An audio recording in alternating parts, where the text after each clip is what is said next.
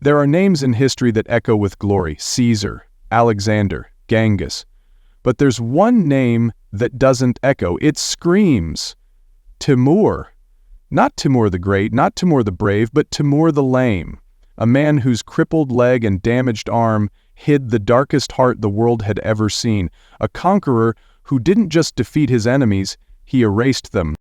Born in 1336 near the city of Samarkand, Timur entered a world already soaked in the legacy of Mongol conquest. He claimed descent from Genghis Khan, but where Genghis built an empire, Timur built nightmares. As a young man, he was injured in battle, an arrow to the leg, a deep wound to the hand.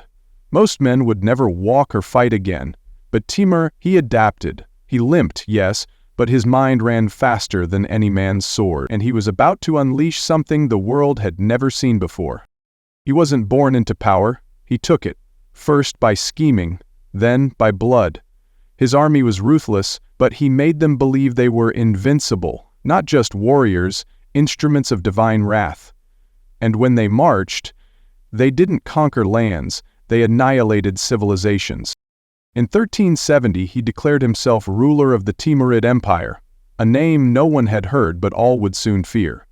His ambition wasn't just to conquer, it was to surpass every warlord in history, and so he set his sights west, toward Persia, India, the Middle East, and eventually, even Europe.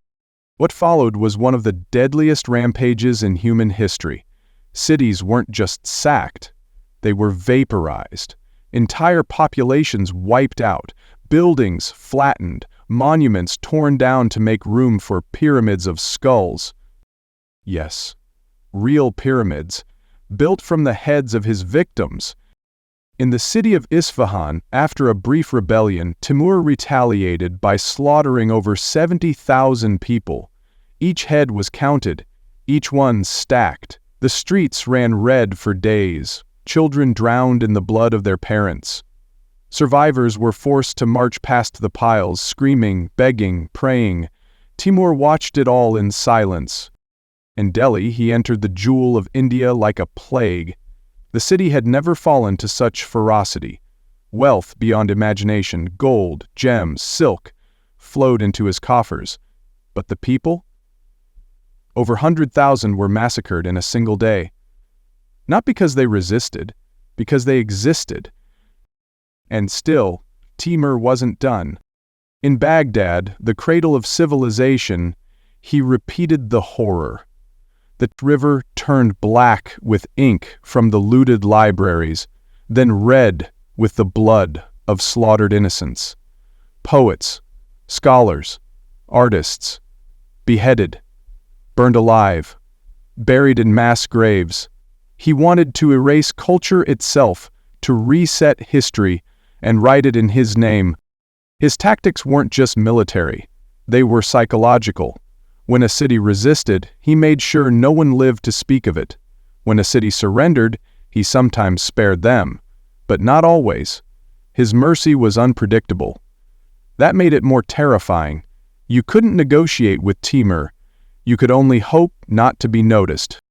And yet, the irony? He loved art, architecture, calligraphy. He turned Samarkand into a jewel of the Islamic world. While his armies turned cities to ash, he commissioned blue-tiled mosques, observatories, and gardens. He was a butcher with a taste for beauty, a monster who spoke like a poet. But make no mistake, Timur was not civilized. He wasn't a genius strategist like Napoleon. He wasn't a statesman like Augustus. He was something else.